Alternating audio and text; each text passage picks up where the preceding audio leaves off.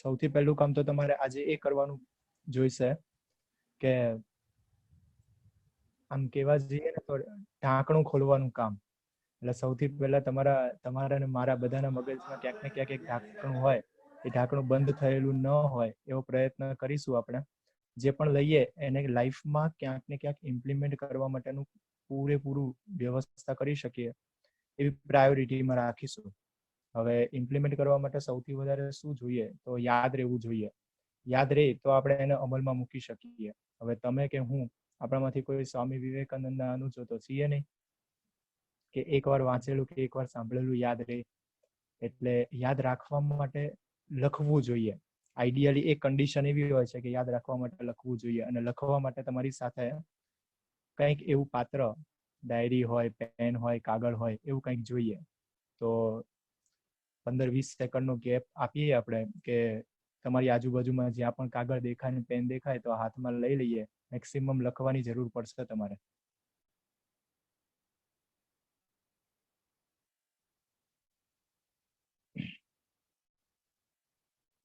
एक request to all the participants, if you have any query or the problem, you can write in the chat box and I convey this message to sir. Okay. અને sir તમે પણ directly કોઈ પણ સ્ટુડન્ટને point out કરી શકો છો, તો આપણે એને બોલાવીશું. He can free okay that time to talk. Okay okay.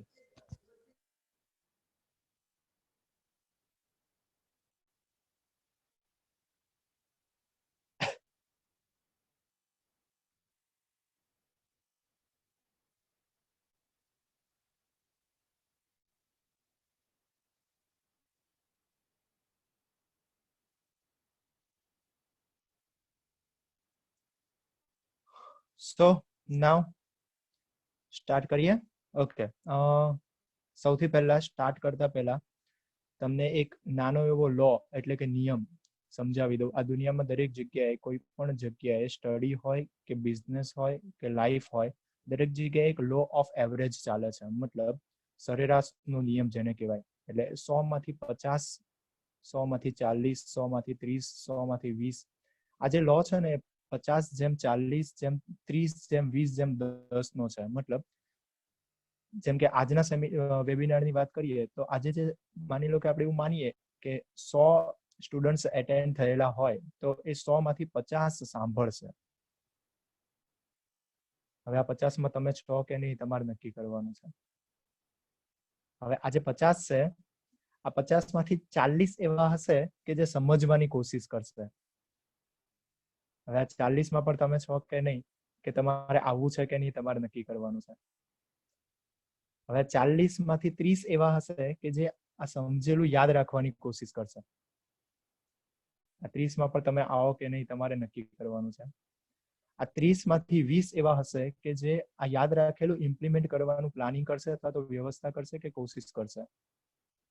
અને આ 20માંથી માત્ર ને માત્ર 10, આ રેશિયો ફાઇનલ છે. તમે સ્વીકારી શકો કે ન સ્વીકારી શકો ખબર નથી, પણ આ 20માંથી પણ માત્ર 10 એવા હશે કે જે પોતાની લાઈફમાં આજે આ 1 કલાકનું મેળવેલું જ્ઞાન ઇમ્પ્લિમેન્ટ કરી શકશે. તો 100-10. તો હવે તમારે કઈ કેટેગરીમાં આવવું છે તમારે નક્કી કરવાનું છે. તો સ્ટાર્ટ કરતા પહેલા મારે તમારી મેન્ટલ અવેલેબિલિટી જોઈતી હતી. એટલા માટે મેં તમને આ નાની એવી ઇન્સ્ટ્રક્શન આપી છે. મેન્ટલ અવેલેબિલિટી મતલબ કે હું તમને જે પણ આપવા જઈ રહ્યો છું એ સ્વીકાર કરવાની તમારી અવેલેબિલિટી. એ અવેલેબિલિટી સૌથી ઇમ્પોર્ટન્ટ ફેક્ટર છે. બાકી તમને કોઈ પણ વચ્ચે સવાલ થાય, કંઈ પણ કન્ફ્યુઝન લાગે તો મેડમે હમણાં તમને એક ઇન્સ્ટ્રક્શન આપી. ઓકે, તો સ્ટાર્ટ કરીએ આપણે કોમ્યુનિકેશન, બેઝિક્સ ઓફ કોમ્યુનિકેશન. પણ કોમ્યુનિકેશનને સ્ટાર્ટ કરવાની સાથે સાથે આપણે એક નાની એવી સ્ટોરીથી ચાલુ કરીએ છીએ. એકવાર એક ગામડાનો માણસ નાના એવા ગામડામાં રહેતો હોય અને એ આવે છે મોટા સિટીમાં. પહેલી વાર એને શહેર જોયું હોય, હજી છોકરા જેવો હોય છે અને પહેલી વાર સિટીમાં આવ્યો હોય છે. સિટીમાં આવે છે ને તો એક લોડિંગ રિક્ષામાં કંઈક ટોળું વળેલા લોકો હોય છે અને કંઈક વસ્તુ વેચાતી હોય છે. એ જોવે છે એ જોવે છે ને બધા એને ખરીદતા હોય છે, 30 રૂપિયા, 30 રૂપિયા, 30 રૂપિયા એવી બૂમો પડાતી હોય છે. તમે રોડ ઉપર આવી ક્યાંક ને ક્યાંક બૂમો સાંભળેલી હશે. તો માણસની અંદરથી એવો વિચાર આવે છે કે આ શું છે, આટલા બધા લોકો લે છે, કંઈક હશે એમ. એને ક્યારે જોયું નથી હોતું, પહેલી વાર જોવે છે. તો બધા લેતા હોય છે, એની સાથે સાથે એને પણ લેવાની ઈચ્છા થઈ જાય છે, અને ખીચામાંથી પરાણે ભેગા કરીને 30 રૂપિયા કાઢે છે, અને 30 રૂપિયા આપીને વસ્તુ લે છે. એ વસ્તુ લઈને ઘરે જતો રહે છે. હવે એક્સાઇટમેન્ટ છે, એને પહેલી વાર આ વસ્તુ જોયું હોય છે, એટલે વસ્તુ લઈને ઘરે ગયા પછી એ વસ્તુને ખોલવાની કોશિશ કરે છે. જે લઈને ગયો હોય એને ખોલવાની કોશિશ કરે છે, અને અનેક રીતે પ્રયત્ન કરે છે એને ખોલવાની, દાંતેથી તોડવાની, ખોલવાની, ડિસમિસ લઈને મંડી પડે છે, અને છરી લઈને મંડી પડે છે, કોતરવાની, તોડવાની, બધી જ રીતે, પણ પોસિબલ નથી બનતું એનાથી. અનેક વાર પ્રયત્નો કરવા છતાં એનાથી પોસિબલ નથી બનતું, એટલે ભાઈ ચીડચીડિયો થઈ જાય છે, ઇરિટેટ થઈ જાય છે, અને ગુસ્સામાં આવી જાય છે કે આ બધા શહેરવાળા લૂંટારુઓ જ હોય છે, ખાલી ખોટા 30 રૂપિયા મારા પડાઈ લીધા છે, નહીં કાંઈ આમાં અંદર કંઈક કરું છું તો એ કઈ અંદરથી તો આવતું નથી, નીકળતું નથી, કઈ નથી ના અંતે. એટલે ભાઈ ગુસ્સામાં આવી જાય છે, અને ગુસ્સામાં આવીને જાય છે પાછો જ્યાંથી લીધું હોય ને ત્યાં પાછો, અને ત્યાં જઈને બાંધવા માંડે છે. બાંધવા માંડે ને એટલે સામેવાળો સવાલ પૂછે છે કે થયું શું એમ. એટલે આ કહે છે તમે આવું બધું મારા 30 રૂપિયા પડાઈ લીધા, ખબર ના પડી મને શું આપ્યું ના તે, એને ખોટા રૂપિયા લઈ લીધા. ને પેલો માણસ કે કઈ વાંધો નહીં, તમે પાછું આપી દો, હજી તમે લઈ ગયા હતા એવું ને એવું જ છે તમ તારે મારા માટે. માણસ પાછું આપી દે છે અને 30 રૂપિયા પાછા લઈ લે છે. હવે થોડી વાર થાય ને એટલે માણસના સવાલ થાય છે કે આને મેં આટલું બધું આ વસ્તુ સાથે કર્યું તો એને કઈ ફરક ના પડ્યો, એને પાછી લઈ લીધી, એવું કેમ હશે? એટલે એને સવાલ પૂછ્યો કે કેમ આવું એમ. એટલે સામેવાળી વ્યક્તિએ જવાબ આપ્યો કે સાહેબ તમે જે પ્રોડક્ટ લઈ ગયા હતા ને, આને નારિયેળ કહેવાય, લીલું નારિયેળ. આને તમારે આવી રીતે કાપવાનું હોય અને અંદરથી આવું મીઠું પાણી નીકળે, અને મેં તમને 30 રૂપિયામાં આપ્યું હતું એટલે એ મલાઈ વાળું હતું, અંદરથી આવી મલાઈ નીકળે. હવે માણસને આ સાંભળીને પછી પસ્તાવો થાય છે. પ્રોબ્લેમ ક્યાં હતો? પ્રોબ્લેમ હતો કોમ્યુનિકેશન ગેપ. મતલબ માણસે પ્રોડક્ટ બધાના જોવામાં લઈ તો લીધી, પણ એને કોમ્યુનિકેશન નહોતું કર્યું. એને એ જાણવાનો પ્રયત્ન નહોતો કર્યો કે આ શું છે, આને કેવી રીતે યુઝ કરવાનું છે, આ ખાવાની વસ્તુ છે કે શું છે, એનો એવું કંઈક જાણવાનો પ્રયત્ન નહોતો કર્યો. મતલબ આમ જોવા જાવ તો હજી તો તમે બધા નસીબદાર છો કે નાની એવી એજમાં બધું સાંભળવા જઈ રહ્યા છો અને સમજવા જઈ રહ્યા છો, પણ લાઈફમાં ઘણી બધી જગ્યાએ કોમ્યુનિકેશન ગેપના લીધે ઘણા બધા પ્રોબ્લેમો થતા જોયા હોય છે. એટલે કોમ્યુનિકેશન ગેપ ન રહે એ માટે કોમ્યુનિકેશન શબ્દને સમજવો જરૂરી છે. એટલે આજે મારે જોવા જાવ ને તો 7-8 કલાકમાં કોમ્યુનિકેશન વિશે જે સમજાતો હોઉં ને એ તમને 1 કલાકમાં પીરસવાનું છે. એટલે નિચોડના સ્વરૂપમાં થોડું ઘણું આપવાનો પ્રયત્ન કરીશું. તમારી પેન જેટલી ચાલુ રહેશે એટલું તમને વધારે મજા આવશે. એવો પ્રયત્ન કરજો કે હવે આપણે જે બેઝિક નોલેજ લેવા જઈ રહ્યા છીએ એમાં મેક્સિમમ તમારી પેન ચાલુ રહે. સૌથી પહેલા કોમ્યુનિકેશન વર્ડ સમજવો જરૂરી છે. કોમ્યુનિકેશન છે શું? કોમ્યુનિકેશન આપણે સાદી ભાષામાં કદાચ હું તમને સવાલ પૂછું તો તમે એવું કહો કે વાતચીત, બોલીએ ચાલીએ એને કોમ્યુનિકેશન કહેવાય. એક જગ્યાએથી બીજી જગ્યાએ કંઈક મેસેજ પાસ કરીએ એને કોમ્યુનિકેશન કહેવાય. પણ બેઝિક કોમ્યુનિકેશન એક આર્ટ છે, કળા છે. કોમ્યુનિકેશન એક કળા છે. એકચ્યુઅલી જો તમારે કોમ્યુનિકેશનને ડિટેલમાં સમજવું હોય ને તો તમે ખાલી તમારી ડાયરીમાં લખી રાખો, તમારા પેજમાં, કે 4 વેઝ, એટલે કે કોમ્યુનિકેશનના 4 વે છે. આ 4 વે તમારે સૌથી પહેલા સમજવા પડે. એના પછી 2 ડાયમેન્શન્સ ઓફ કોમ્યુનિકેશન સમજવા પડે. મતલબ કોમ્યુનિકેશનના 2 ડાયમેન્શન છે. આ ડાયમેન્શનને તમારે સમજવા પડે. અને આ બંને જો સારી રીતે સમજાય જાય ને તો એના પછી 4 ટાઈપ્સ ઓફ કોમ્યુનિકેટર્સ, મતલબ આખી દુનિયાને જો તમે 4 ભાગમાં વહેંચો તો આખી દુનિયામાં 4 પ્રકારના कम्युनिकेटर्स हाजिर है. मतलब इस पूरी दुनिया में 4 टाइप्स ऑफ कम्युनिकेटर्स प्रेजेंट है.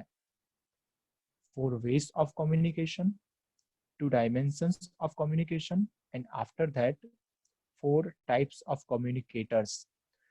नाउ सबसे पहली बात, आज हमारा जो सेशन है, आज हमारा जो वेबिनार है, वो बेसिक्स ऑफ कम्युनिकेशन के रिगार्डिंग है। तो कम्युनिकेशन के रिगार्डिंग जो बेसिक्स हमें लेना है, तो उसमें हम 4 टाइप्स ऑफ कम्युनिकेशन के बारे में जानेंगे और 2 डायमेंशंस ऑफ कम्युनिकेशन के बारे में जानेंगे। क्योंकि 4 टाइप्स ऑफ कम्युनिकेटर यानी कि इस पूरी दुनिया के सभी के सभी जो लोग हैं, पीपल जिसे हम कहते हैं, ये पीपल को हम 4 टाइप्स में डिवाइड करें तो इनको समझने के लिए कम्युनिकेटर्स समझना जरूरी होता है। आज हम कम्युनिकेशन के बारे में बात कर रहे हैं, तो सबसे पहले हम बात करते हैं 4 types of communication. Write down first type, verbal communication. वैसे हमने देखा है कि हम ज्यादातर वर्बल और नॉन वर्बल को जानते हैं, मतलब वर्बल कम्युनिकेशन और नॉन वर्बल कम्युनिकेशन। लेकिन सबसे पहले हम बताते हैं आपको कि सबसे पहला जो 4 टाइप्स में से सबसे पहला जो है वो वर्बल कम्युनिकेशन है। वर्बल, वर्ब यानी वर्ड्स, शब्द जिसे हम कहते हैं, शब्दों से होने वाला कम्युनिकेशन, इसे हम कहते हैं वर्बल कम्युनिकेशन। ओके, अब वर्बल कम्युनिकेशन यानी जो हम बोलते हैं, Jigna we ma'am, can, sorry sir, yes, sir किसी की स्क्रीन चालू है वो। મેં જ કરી છે સર हाँ, બોલશે હું અહીંયા લખું છું. Okay okay okay. Okay, verbal communication, verbal communication है means we can control over words. हम हमारे शब्दों के ऊपर कंट्रोल कर सकते हैं। वर्बल कम्युनिकेशन का मतलब है हम क्या बोलते हैं, कौन से शब्द हम बोलते हैं, इसे कहते हैं वर्बल कम्युनिकेशन। वर्बल कम्युनिकेशन में हमें ध्यान कहाँ रखना है? वर्बल कम्युनिकेशन में सबसे इम्पोर्टेंट पार्ट है इंटरप्रिटेशन। मतलब हमारा हमारे बोले गए वर्ड को, शब्द को सामने वाला क्या इंटरप्रिट करता है, सबसे इम्पोर्टेंट पॉइंट है इंटरप्रिटेशन। अब इंटरप्रिटेशन किसके ऊपर डिपेंड करता है? सामने वाले की एज के ऊपर, सामने वाले के एक्सपीरियंस के ऊपर, सामने वाले के एजुकेशन के ऊपर और सामने वाले के बैकग्राउंड के ऊपर। यानी हमने किसी को कुछ बोला, अब सामने वाला क्या समझता है, इसका ऊपर ये किसके ऊपर डिपेंड करता है? उसकी एज के ऊपर, उसके एक्सपीरियंस के ऊपर, उसके एजुकेशन के ऊपर, उसके बैकग्राउंड के ऊपर। तो वर्बल कम्युनिकेशन सबसे इम्पोर्टेंट पॉइंट है, क्योंकि हमारे कुछ बोलने से सामने वाला कुछ अलग भी समझ सकता है। तो हमें ध्यान रखना है कि हम क्या बोल रहे हैं, किसके सामने हमें कैसे शब्दों का इस्तेमाल करना चाहिए।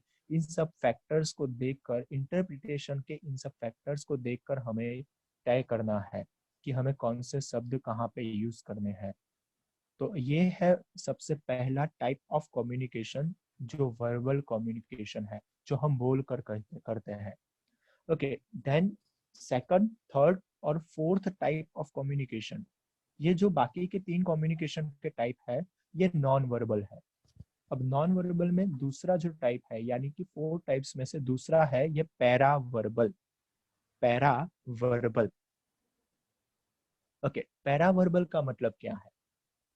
वर्बल का मतलब था वर्ड्स, यानी कि शब्दों से होने वाला। पैरा वर्बल का मतलब है वे ऑफ सेइंग, यानी कि हम जो भी बोलते हैं वो कैसे बोलते हैं। ये कैसे का मतलब आता है पैरा वर्बल में, मतलब way of saying. Okay, how quickly speaks, मतलब मैं कितने जल्दी में बोलता हूँ, मैं कितने पॉज लेता हूँ, मैं कितना स्टॉप लेता हूँ, मेरा voice tone. Okay, para verbal में सबसे इंपॉर्टेंट जो होता है वो है voice tone and voice intensity, यानी मेरा वॉइस का टोन कैसा है और मेरा वॉल्यूम कैसा है, ये इम्पोर्टेंट है। ये इंक्लूड होता है पैरा वर्बल में। ओके, कई बार हमने देखा है कि कोई बोलता है, शब्द अच्छे होते हैं, लेकिन वो होता है सार्काज्म। पैरावर्बल में आपको इम्पोर्टेंट वर्ड अगर कोई लिखना है तो लिखिए सार्काज्म। सार्काज्म का मतलब होता है कटाक्ष, गुजराती और हिंदी में जिसे हम कहते हैं कटाक्ष।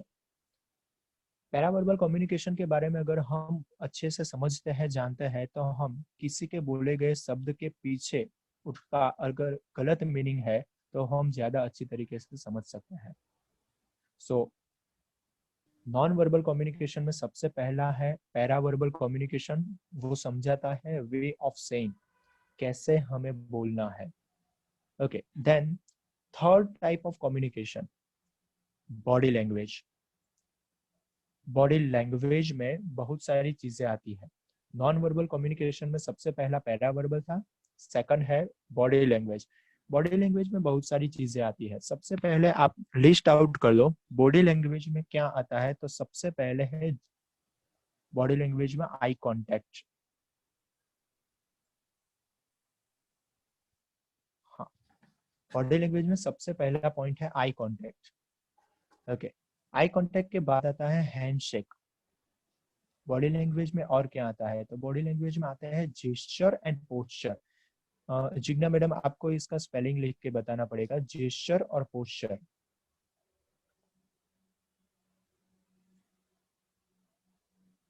ओके, हम सभी चीजों के बारे में डिटेल में आज समझने वाले हैं। कम्युनिकेशन को समझे हम पूरी अच्छी तरीके से समझने की कोशिश करने वाले हैं। ये है जेस्चर और posture, POSTURE, posture. Okay, body language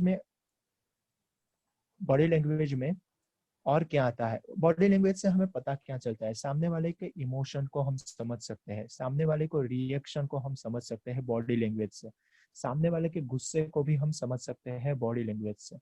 हम डिटेल में जाएंगे थोड़ी देर में, क्योंकि बॉडी लैंग्वेज एक इम्पोर्टेंट पार्ट है। बॉडी लैंग्वेज में आज हम डिटेल में समझने वाले हैं। आपको सिर्फ अभी लिखना है कि बॉडी लैंग्वेज ये थर्ड टाइप ऑफ कम्युनिकेशन है और बॉडी लैंग्वेज में क्या क्या इंक्लूड होता है।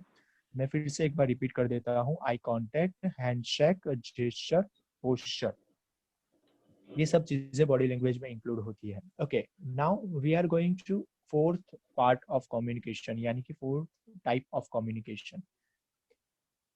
फोर्थ टाइप ऑफ कम्युनिकेशन यानी कि नॉन वर्बल में जो तीसरा पार्ट है वो है पर्सनल स्पेस। पर्सनल स्पेस यानी कि जो दो इंसान एक दूसरे के साथ बात करते हैं, दोनों के बीच का अंतर, डिस्टेंस, स्पेस। ओके, इसमें क्या क्या आता है? ये स्पेस बिटवीन टू पर्सन, मतलब दो इंसान के बीच की स्पेस आती है इसमें। दूसरी चीज पर्सनल अपीयरेंस, मतलब आपकी पर्सनालिटी भी कह सकते हैं इसमें।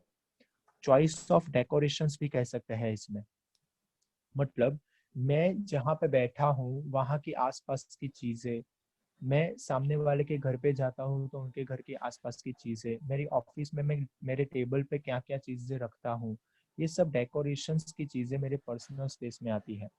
दूसरी चीज पर्सनल स्पेस में अरेंजमेंट्स आती है, मतलब मैंने किन किन चीजों को कैसे कैसे अरेंज किया है, ये सब चीजें आती है पर्सनल स्पेस में।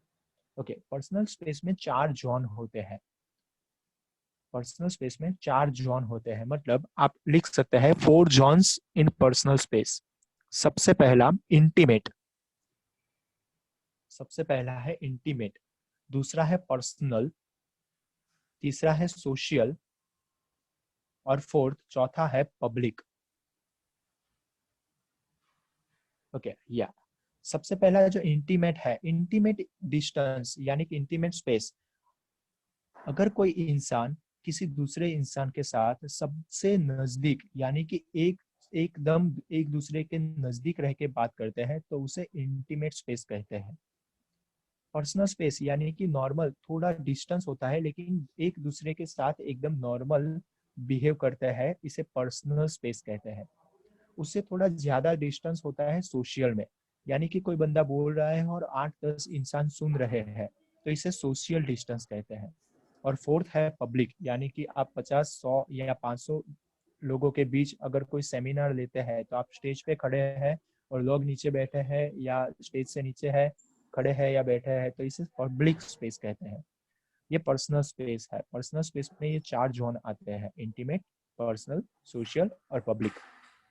ओके, तो ये 4 टाइप्स ऑफ कम्युनिकेशन था। ओके, 4 टाइप्स ऑफ कम्युनिकेशन, ये 4 टाइप को अगर हम 2 पार्ट में डिवाइड करते हैं तो ये 2 पार्ट आया था, वर्बल और नॉन वर्बल। ओके, आपको जान के आश्चर्य होगा, डेटा ये कहता है, अब मैडम आपको ये स्क्रीन की जरूरत थोड़ी देर के लिए नहीं पड़ेगी। Okay, thank you, sir. Okay, data ये कहता है कि वर्बल एंड नॉन वर्बल में से 70 to 90% कम्युनिकेशन, मतलब आप भी इंसान हो, मैं भी इंसान हूँ, हम सब का 70 से 90% का कम्युनिकेशन नॉन वर्बल होता है। यानी कि 70 से 90% हमारा कम्युनिकेशन सेकंड, थर्ड और फोर्थ टाइप ऑफ कम्युनिकेशन में जाता है। तो इसका मतलब अगर हमें कम्युनिकेशन में माहिर बनना है तो हमारा फोकस हमारा सेकंड, थर्ड और फोर्थ टाइप ऑफ कम्युनिकेशन में रहना चाहिए, क्योंकि फर्स्ट टाइप तो वर्बल है। अब वर्बल में आप भी जानते हैं, मैं भी जानता हूँ कि शब्दों का खेल है, कहाँ पे कैसे शब्द नहीं यूज करना, और यूज हो गया तो सामने वाले के ऊपर उसका क्या असर होता है वो आप भी जानते हैं, मैं भी जानता हूँ। तो वर्बल के ऊपर हम अभी डीप में नहीं जाएंगे, हम जाते हैं सेकंड, थर्ड और फोर्थ पार्ट के ऊपर, जो आपके एजुकेशन रिगार्डिंग भी सबसे ज्यादा इम्पोर्टेंट है। आपके स्टडी यानी कि आप जो 4 साल पढ़ने वाले हो उसके रिगार्डिंग भी सबसे ज्यादा इम्पोर्टेंट है, और सबसे ज्यादा, उससे भी ज्यादा आपकी लाइफ के रिगार्डिंग सबसे ज्यादा इम्पोर्टेंट है, क्योंकि 70 to 90% हमारा कम्युनिकेशन डिपेंड करता है ये सेकंड, थर्ड और फोर्थ पार्ट में। ओके, सेकंड, थर्ड और फोर्थ पार्ट है नॉन वर्बल कम्युनिकेशन, जिसमें पैरा वर्बल, बॉडी लैंग्वेज और पर्सनल स्पेस आता है। उसमें सबसे ज्यादा हमारा रोल प्ले होता है बॉडी लैंग्वेज में। बॉडी लैंग्वेज में आज मैं थोड़े आपको शब्द लिखवाऊंगा, और बॉडी लैंग्वेज के बारे में आज सबसे पहले आप जिंदगी में पहली बार शायद इतना डीप में बॉडी लैंग्वेज के बारे में जानने वाले हो। तो बॉडी लैंग्वेज में सबसे पहला जो इम्पोर्टेंट पॉइंट है या इम्पोर्टेंट पार्ट है बॉडी लैंग्वेज का, वो है आई कांटेक्ट। आज हम जानेंगे आई कांटेक्ट के बारे में डीप में, यानी कि आई कांटेक्ट के कितने टाइप्स होते हैं, आई कांटेक्ट क्या रोल प्ले करता है। सबसे पहली चीज, आपको एक सेंटेंस लिखना है कि eyes are so transparent, eyes are so transparent that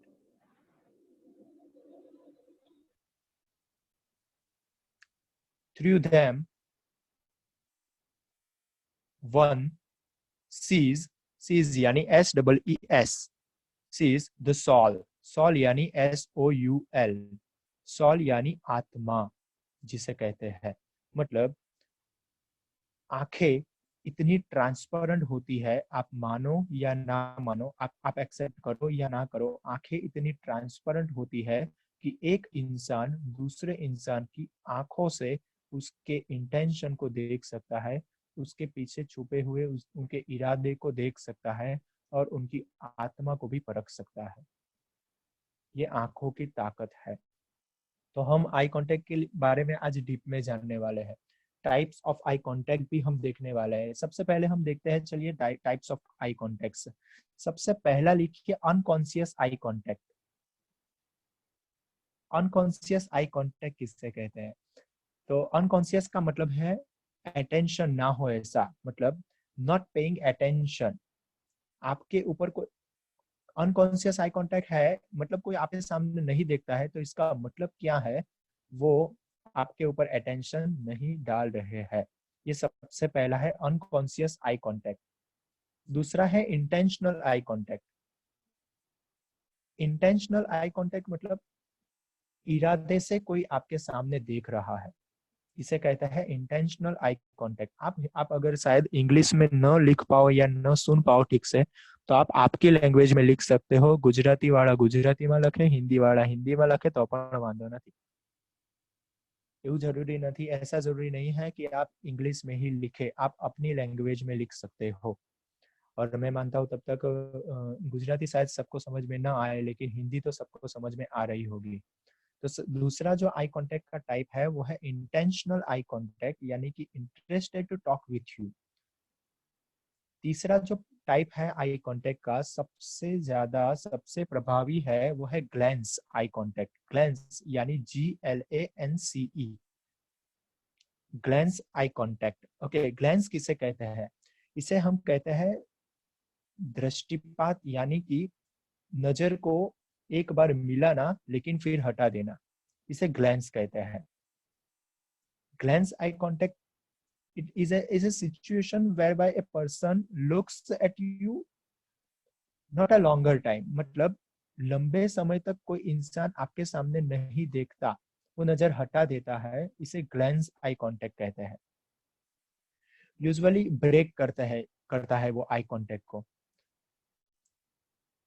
okay, glans eye contact में हाफ ग्लैंस भी हो सकता है और डबल ग्लैंस भी हो सकता है। जो बंदा आई कांटेक्ट में माहिर हो जाता है वो डबल ग्लैंस भी कर सकता है, मतलब वो चाहे तब आपके सामने देखता है और वो चाहे तब आपके सामने से नजर हटाता है, इसे डबल ग्लैंस भी कहते हैं। ये ग्लैंस आई कांटेक्ट है। ओके, ये ग्लैंस आई कांटेक्ट के बाद का जो आई कांटेक्ट का टाइप है ये है intentional eye contact. Intentional no eye contact. Okay, intentional no eye contact मतलब कोई बंदा जानबूझकर, इंटेंशनली मतलब जानबूझकर आपके सामने नहीं देखता, इसे कहते हैं इंटेंशनली नो आई कांटेक्ट। मतलब ये क्या कहता है, मतलब ये क्या कहना चाहता है? वो बंदा ये कहना चाहता है कि वो आप में इंटरेस्टेड नहीं है। कोई बंदा इंटेंशनली मतलब इरादे से आपके सामने नहीं देखता है, तो इसका मतलब यह है कि he or she is not interested in you। ये नॉन वर्बल वे है, मतलब कहे बिना आपको कहने का ये रास्ता है कि मुझे आप में इंटरेस्टेड नहीं है, मुझे आपको सुनना नहीं है। ये इंटेंशनली नो आई कांटेक्ट का मतलब है। ओके, उसके बाद का आई कांटेक्ट का टाइप है अनइंटेंशनल नो आई कांटेक्ट। मतलब जानबूझकर नहीं, लेकिन उसे पता ही नहीं है कि वो आई कांटेक्ट नहीं रख रहा है। ओके, ऐसा कब होता है? मतलब अनइंटेंशनली नो आई कांटेक्ट का मतलब ये है, ये कब होता है? जब पर्सन आप में आपको नोटिस नहीं कर रहा हो। मतलब कोई बंदा अपने काम में है, कोई बंदा अपना कोई काम कर रहा है या किसी दूसरे के साथ बात कर रहा है, तब वो अनइंटेंशनली नो आई कांटेक्ट के जोन में होता है। मतलब आपके साथ उसका आई कांटेक्ट मैच नहीं होता है। क्यों? क्योंकि वो उसने आपको नोटिस नहीं किया है, क्योंकि वो दूसरे काम में है या किसी दूसरे के साथ बात करने में बिजी है। यह है unintentional no eye contact. Okay, उसके बाद जो आता है वो है गेज आई कांटेक्ट। गेज यानी GAZE, G for garden, A for apple, Z for zebra और E for elephant. Gaze eye contact. Gaze का मतलब है, आप हिंदी या गुजराती में लिख सकते हो કન્ટિન્યુઅસલી देखना, मतलब ગુજરાતીમાં કહેવાય એકી ટસે જોયા રાખવું કોઈની સામે, मतलब किसी के सामने देखे रहना, इसे गेज आई कांटेक्ट कहते हैं। ओके, ये गेज आई कांटेक्ट का मतलब क्या है?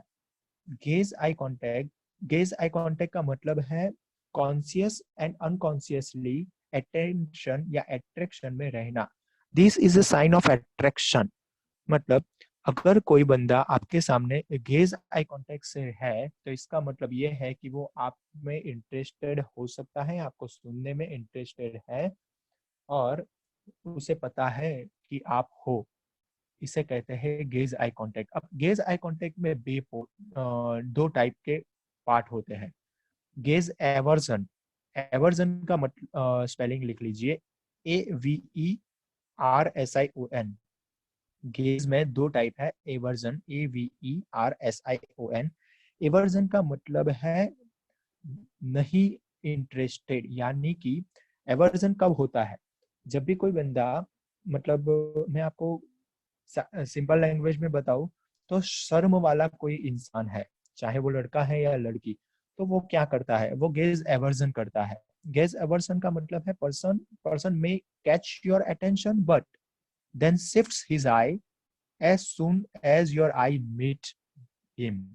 मतलब जब वो आपके सामने देखता है, लेकिन जब आप उनके सामने देखते हो तब वो नजर हटा देते हैं। इसे गेज एवर्जन कहते हैं। गेज एवर्जन का मतलब है वो आपके सामने आई कांटेक्ट मिलाते हैं, लेकिन जब आपकी आई उनके सामने मिलती है तब वो आंखों को हटा देते हैं। इसे गेज एवर्जन कहते हैं। दूसरा गेज का पार्ट है, दूसरा गेज का टाइप है gauge with smile. Gauge aversion और दूसरा है gauge with smile. Okay, gauge with smile का मतलब क्या है? अब मैं आपको बताऊं कि गेज का मतलब ये था कि वो कंटिन्यूअसली आपके सामने वॉच करता है, मतलब वो आपको देखता है, वो आप में इंटरेस्ट लेता है। ये गेज का मतलब था। अब गेज में स्माइल ऐड होती है तो क्या इसका मतलब है? गेज में स्माइल ऐड होती है तो इसका मतलब ये होता है कि person really interested with you. Person really interested with you, तभी वो गेज के साथ स्माइल देते हैं। ओके, अब गेज एवर्जन को और गेज स्माइल के डिफरेंस को समझना बहुत जरूरी है। गेज एवर्जन कई बार तब भी होता है जब कोई बंदा ईगो में होता है। मैडम, गेज एवर्जन के नीचे आप इन ब्रैकेट ईगो लिख दीजिए। मतलब गेज एवर्जन ऐसे इंसान भी करते हैं जो ईगो में होते हैं, मतलब वो आपको बताना नहीं चाहते कि वो आपको देख रहे हैं, वो आप में इंटरेस्ट नहीं ले रहे हैं, ऐसा जताना चाहते हैं। इसे गेज एवर्जन कहते हैं। ओके, ये छोटे छोटे टाइप्स थे आई कॉन्टेक्ट्स के। मैं एक बार ये सभी टाइप्स को एक बार हेडिंग से रिपीट करता हूँ, अगर किसी को हेडिंग से लिखना रह गया हो। सबसे पहला था अनकॉन्शियस आई कांटेक्ट, दूसरा इंटेंशनल आई कांटेक्ट, तीसरा ग्लेंस आई कांटेक्ट। ग्लेंस में हाई हाफ भी हो सकता है, डबल भी हो सकता है। Next intentional no eye contact, then unintentional no eye contact, then gaze eye contact. Gaze में gaze aversion and gaze with smile. ये आई कांटेक्ट के टाइप थे। मतलब ये सब चीजों से आप और मैं समझ सकते हैं कि कोई बोले बिना क्या बोलना चाहता है। मैं फिर से रिपीट करूंगा, ये सब आई कांटेक्ट से आप और मैं समझ सकते हैं कि कोई बोले बिना क्या बोलना चाहता है। ओके, तो ये टाइप्स है आई कांटेक्ट के। Now we are moving towards handshake. हाथों को मिलाना, हैंडशेक। ये बॉडी लैंग्वेज का एक पार्ट है, हैंडशेक। अब आपको लगेगा हैंडशेक से कैसे पता चलेगा कि कैसा बंदा है? हैंडशेक से कैसे पता चलेगा? थोड़ी देर के लिए आप 3 टाइप्स के हैंडशेक को एक बार यहाँ पे देख लीजिए। सबसे पहला हैंडशेक है ऐसे, मतलब कोई बंदा आपके साथ ऐसे हाथ मिलाता है, मतलब उसका हाथ ऊपर रहता है, यानी कि आपका हाथ कैसे रहेगा अब? नीचे। तो ये पहला हैंडशेक का टाइप है। दूसरा हैंडशेक का नॉर्मल, यानी कि कोई बंदा आपके सामने ऐसे हाथ मिलाता है, ये नॉर्मल टाइप है। और तीसरा हैंडशेक का टाइप है ऐसे, मतलब या तो 2 हाथ से या तो 1 हाथ से नीचे हाथ है। ओके, ये तीनों क्या डिनोट करते हैं? हैंडशेक के 3 टाइप है। सबसे पहला वो जो टाइप था हैंडशेक का, ये बताता है कि आप मेरे सामने कुछ नहीं हो। ये पहला वाला हैंडशेक है, ये बताता है कि आप मेरे सामने कुछ नहीं हो। ये मेरा ईगो बताता है, ये आपको मैं नीचा दिखा रहा हूँ या नीचा मान रहा हूँ, दिखा नहीं रहा हूँ लेकिन मान रहा हूँ, ये सब चीजें बताता है ये पहला वाला हैंडशेक। दूसरा वाला जो हैंडशेक था वो नॉर्मल हैंडशेक है। किसी के भी साथ अगर हम हैंडशेक करते हैं तो एज पॉसिबल हमें सेकंड वे वाला हैंडशेक करने की आदत डालनी होती है। ओके, अब जाते हैं तीसरे वाले हैंडशेक का मतलब क्या है। तीसरे वाला हैंडशेक यानी कि 1 हाथ से भी हो सकता है और 2 हाथ से भी हो सकता है। ये तीसरा वाला हैंडशेक ये बताता है कि इंसान कॉन्फिडेंस लेवल कम है, इंसान का कॉन्फिडेंस लेवल कम है, यानी कि वो ऐसा बता रहा है। ये तीसरा वाला हैंडशेक अगर कोई कहता है, मतलब आपके सामने कोई भी बंदा आता है और ऐसे हाथ शेक करता है, तो इसका मतलब ये है कि वो ऐसा मान रहा है कि आप तो मुझसे बहुत ऊपर हो, मैं आपके सामने कुछ नहीं हूँ। ये तीसरा वाला हैंडशेक ये बता रहा है कि मैं आपके सामने कुछ नहीं हूँ, मेरी आपके सामने कुछ नहीं बनेगी, मैं आपके सामने कुछ नहीं बोल पाऊंगा, मैं आपको कुछ आपसे कुछ मांग नहीं पाऊंगा। ये तीसरा वाला हैंडशेक बताता है।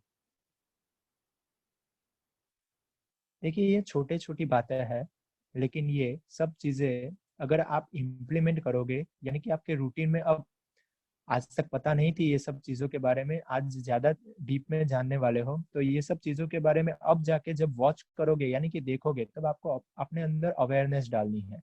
मतलब अब आप जब भी किसी फंक्शन में जाओ या कहीं पे भी जाओ जहाँ पे ये सब चीजों को देखो, तब आप समझने की कोशिश करो कि सच में ये सब चीजें क्या बता रही है और क्या समझाना चाहती है। ओके, तो सबसे पहले हमने देखा आई कांटेक्ट के बारे में, दूसरा हमने देखा हैंडशेक के बारे में। अब बॉडी लैंग्वेज में सबसे ज्यादा जो दूसरा रोल प्ले करता है, सबसे पहले आई कांटेक्ट का, और दूसरा जो रोल प्ले करता है वो है जेस्चर और पोस्चर। आप नसीब वाले हो कि इस उम्र में आपको ये दोनों शब्द यानी कि जेस्चर और पोस्चर के बारे में पता चलता है। क्योंकि आई कांटेक्ट तो हमने बहुत बार सुने होते हैं, लेकिन हमारे कम्युनिकेशन के सेशन में आने वाले बहुत सारे ऐसे लीडर्स होते हैं, ऐसे बहुत सारे लीडर्स होते हैं जिसे अपनी 35 साल 40 साल की उम्र में भी जेस्चर और पोस्चर के बीच का डिफरेंस नहीं पता होता है। तो आपके साथ ऐसा ना हो, इसलिए आपको लिख लेना चाहिए कि जेस्चर और पोस्चर है क्या। सबसे पहला वर्ड हम देखते हैं जेस्चर। जेस्चर का मतलब है हैंड मूवमेंट। जेस्चर का मतलब है movements, hand movements, leg movements, ये मूवमेंट्स आते हैं जेस्चर में। मतलब किसी से बात करते वक्त मेरी जो मूवमेंट्स होती है, मेरे फेस की मूवमेंट्स होती है, मेरे हाथों की मूवमेंट होती है, मेरे पैरों की मूवमेंट होती है, ये सब चीजें इसे कहते हैं जेस्चर। और पोस्चर का मतलब है पी फॉर पी। मैं बंदे को कैसे याद रखवाता हूँ, मैं पी फॉर पी याद रखवाता हूँ। पी यानी कि पोस्चर का मतलब है पी फॉर पोजीशन। पोस्चर का मतलब है पोजीशन, यानी कि आप किसी के सामने बैठे हो तो आपकी पोजीशन क्या है, किसी के सामने खड़े हो तो आपकी पोजीशन क्या है, ये पोजीशन को कहते हैं पोस्चर। ये दोनों चीजें बताती है कि सामने वाला बंदा क्या है। मैं फिर से रिपीट करूंगा, ये जेस्चर और पोस्चर बताता है कि सामने वाला बंदा क्या है, सामने वाला आपके सामने कैसे बैठता है, इससे भी हमें पता चल जाता है कि वो कैसा इंसान है। सामने वाला बंदा अपना हाथ कैसे रखता है, अपनी मूवमेंट्स कैसे करता है, इन सब चीजों से हमें पता चल जाता है कि वो बंदा कैसा इंसान है। ओके, कैसे पता चलेगा? चलिए जेस्चर और पोस्चर के बारे में हम थोड़ा डीप में जाते हैं। आपको हेडिंग्स ठीक से लिखने हैं। अगर अंदर का मीनिंग आप न लिख पाओ अपनी लैंग्वेज में, तो आप कभी भी कैसे भी पूछ सकते हो। और मैंने जब आप जैसे आपको पहले ही बताया, अगर अभी न लिख पाओ तो कभी भी आप पर्सनली किसी भी तरीके से सोशल मीडिया थ्रू कांटेक्ट करके किसी भी शब्द के रिगार्डिंग आप ज्यादा डिटेल ले सकते हो। सबसे पहले हम जेस्चर और पोस्चर में लिखते हैं। सबसे पहला जो है वो पोस्चर। पोस्चर में आता है स्लोचिंग। स्लोचिंग मैं आपको हेडिंग्स भी हिंदी और गुजराती में लिखवाते जाता हूँ बीच बीच में। देखिए कई बार ऐसा होता है कि कोई बंदा आपके सामने, ये जो दोनों शोल्डर है, यानी कि जो ये दोनों शोल्डर है, वो दोनों शोल्डर को एकदम नीचे और अपने अपने फेस को या अपने हेड को एकदम ऐसे नीचे करके बैठता है। इसे कहते हैं स्लोचिंग। SLOUCHING। मतलब उनके शोल्डर भी नीचे है, उनका सर भी नीचे है, उनका फेस भी नीचे है। ये क्या समझाता है? ये समझाता है कि सामने वाला बंदा लो कॉन्फिडेंस में है। स्लोचिंग का मतलब होता है लोअर कॉन्फिडेंस। ये पोस्चर की एक पोजीशन है, ये बैठने की एक पोजीशन है। सेम जेस्चर और पोस्चर में दूसरा एक टाइप आता है श्रगिंग। श्रगिंग यानी SHRUG। श्रग। श्रग का मतलब है ऐसे दोनों जो शोल्डर है, ये दोनों शोल्डर ऐसे ऊपर होते हैं। ये ऊपर का मतलब यानी कि आप ऐसे कभी करते हो या ऐसे कभी करते हो, तो इसका मतलब है that shows person does not know। मतलब आपने ऐसी बात कही जो मैंने पहली बार सुनी या मुझे आश्चर्य हुआ, ये श्रगिंग दिखाता है आपको। कभी भी आपने कुछ कहा और सामने वाले बंदे ने श्रगिंग किया तो आपको पता चल जाना चाहिए कि उसने ये पहली बार सुना या उसको ये चीज हजम नहीं हुई। ऐसा भी आप कह सकते हो कि उसको ये चीज हजम नहीं हुई, उसने ये पहली बार सुना, उसने ये जाना नहीं था, अभी कभी पता नहीं था और ये मान भी नहीं रहा है कि ऐसा होता है। ये श्रगिंग का मतलब होता है। ओके, दूसरा एक हेडिंग लिखिए, रबिंग हैंड्स, मतलब हाथों को रब करना।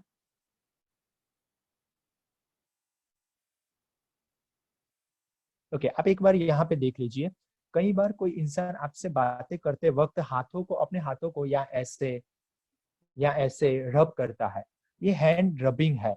ये रबिंग हैंड्स का मतलब क्या है? रबिंग हैंड का मतलब है, लिख लीजिए आप, स्ट्रेस को दूर करना चाहता है, मतलब अपने तनाव को वो दूर कर रहा है, वो किसी टेंशन को दूर कर रहा है रबिंग करके। कई बार रबिंग इसलिए भी होता है कि इंसान आपसे कुछ पॉजिटिव एक्सपेक्टेशन रखता है, मतलब सामने वाला बंदा आपसे कुछ पॉजिटिव एक्सपेक्टेशन रखता है, तब भी हैंड रबिंग होता है। यह है rubbing hands. Then next heading लिखिए आप, steepling hands. Steepling, STEEPLING, steepling hands. Okay, steeple का मतलब क्या है? यहाँ पे देख लीजिए, ये मेरे दोनों हाथ है, ये दोनों हाथ को मैं एक दूसरे के साथ बांधता हूँ, मतलब कई बार आपने लोगों को ऐसे देखा होता है, राइट? ये स्टिपलिंग हैंड्स कहते हैं। अब ये जो है हाथ ऐसे स्टिपल करते हैं, ये स्टिपल कई कई तरीके के होते हैं, मतलब ऐसे ऐसे ऊपर भी होते हैं, ऐसे नीचे भी होते हैं, कई तरीके के स्टिपलिंग होते हैं। लेकिन ये स्टिपलिंग का मतलब क्या है, क्या हो सकता है ये स्टिपलिंग का मतलब? ओके, कई स्टूडेंट्स ने स्टिपलिंग किया हुआ था और अभी छोड़ दिया, अच्छी बात है। लेकिन इसका मतलब आप अटेंटिव हो, अभी आप सुन रहे हो और ध्यान है आपका, और मेरा भी आपके ऊपर ध्यान है, ये सही बात है। चलिए, स्टिपलिंग का मतलब लिखिए। स्टिपलिंग हैंड्स कब होता है?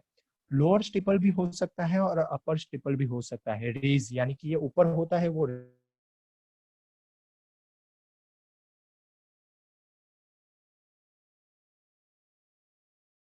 रेज होता है, अपर होता है और नीचे होता है। ओके, स्टिपलिंग जिसमें लीडरशिप और पावर, अपना पावर ज्यादा दिखाने की क्षमता हो। अब जिन्होंने स्टिपलिंग किया हुआ था वो थोड़े ऊपर चढ़ गए। स्टिपलिंग हैंड्स ऐसे ही लोग ज्यादा करते हैं जिसमें जिनके अंदर लीडरशिप की क्वालिटी ज्यादा होती है, जिनके अंदर पावर ज्यादा होता है। पावर का मतलब हवा नहीं।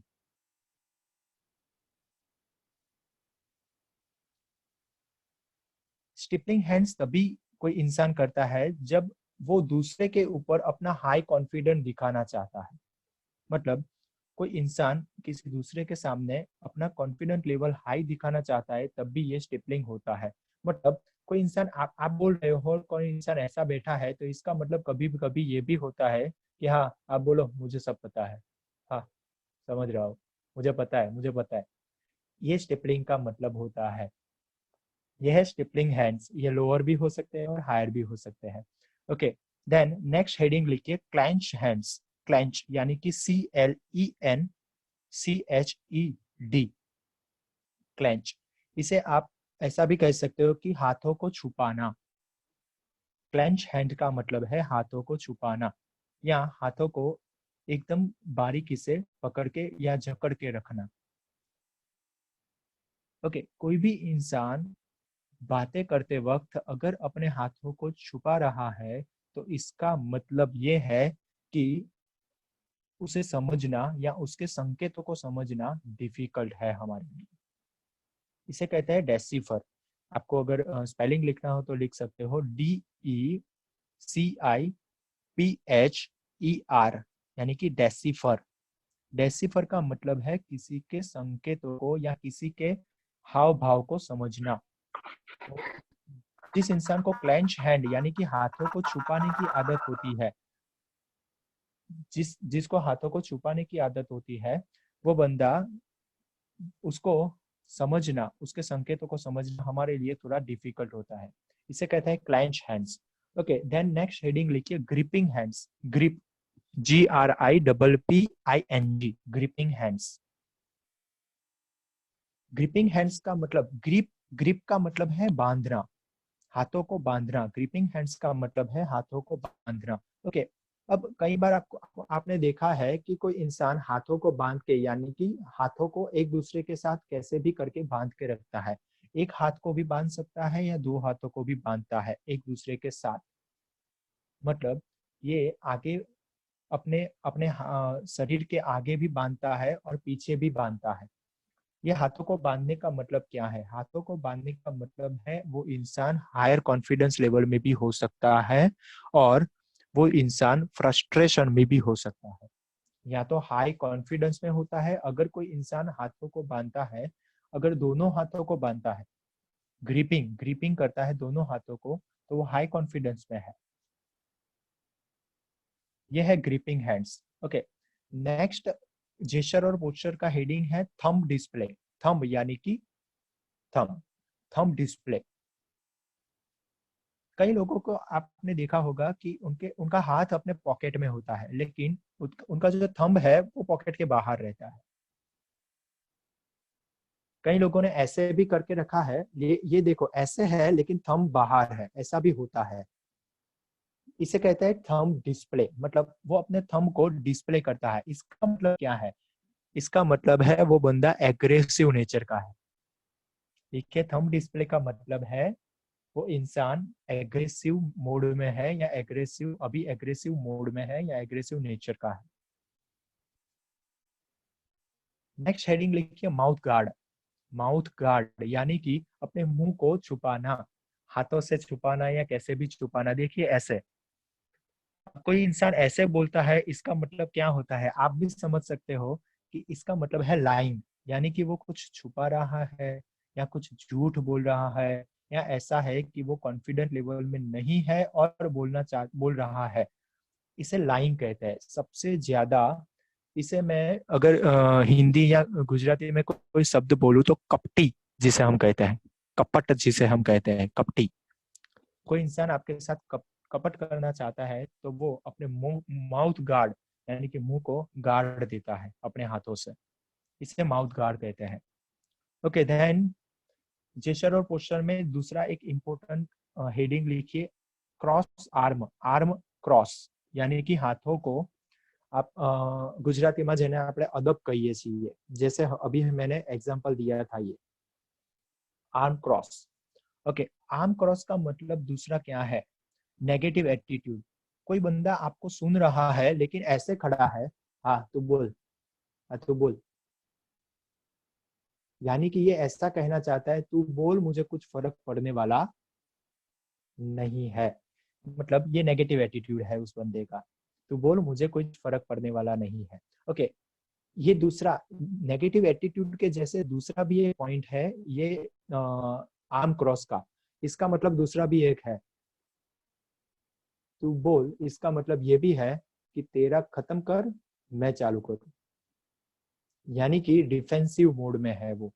मतलब वो बंदा डिफेंस करने वाला है, अब आपका जैसे खत्म होगा वो आपका विरोध करने वाला है। ये आर्म क्रॉस का एक मीनिंग होता है, defensive arm cross, defensive attitude कहते हैं इसे। ओके, दूसरा आर्म ग्रिपिंग, मतलब आपकी जो ये हाथों की हथेली होती है उसे हाथों के अंदर अंदर हाथों के अंदर ऐसे हाथों के अंदर दबा के रखना। ठीक है, इसका मतलब क्या होता है? इसका मतलब ये होता है कि सामने वाला बंदा कूलिंग मोड में है, यानी कि कूल है, शांत है और सुपीरियर, अपने आप को सुपीरियर मान रहा है। मतलब आपका एग्रेसिव होना उसके ऊपर कोई फर्क पड़ने वाला नहीं है। ये आर्म ग्रिपिंग कहते हैं।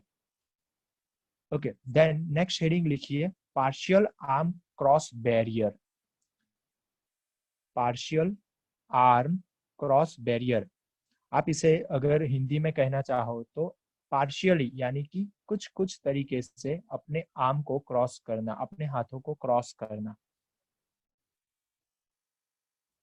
ये कब करता है बंदा? जब बंदा लेक ऑफ सेल्फ कॉन्फिडेंस में होता है, मतलब उसका कॉन्फिडेंस लेवल डाउन होता है तब। Okay, readiness. नेक्स्ट हेडिंग लिखिए रेडीनेस। रेडीनेस का मतलब स्पेलिंग लिखिए READINESS, रेडीनेस। रेडीनेस किससे कहते हैं? अपने दोनों हाथों को कमर के पास रखना, कमर के ऊपर रखना, इसे रेडीनेस कहते हैं। ओके, रेडीनेस का डिनोट क्या, मतलब रेडीनेस क्या डिनोट करता है? रेडीनेस का मतलब है मैं रेडी हूँ, मैं तैयार हूँ, आप सिर्फ आदेश दो मैं जा रहा हूँ, आप सिर्फ आदेश दो मैं कर रहा हूँ, आप सिर्फ आदेश दो मैं कर रही हूँ, इसे रेडीनेस कहते हैं। अब मैं आपको फेशियल एक्सप्रेशन का एक बहुत ही बड़ा दो बहुत बड़े जेस्चर और पोस्चर का पोर्शन लिखवाने जा रहा हूँ और बताने जा रहा हूँ। सबसे पहला लिखिए leg cross position.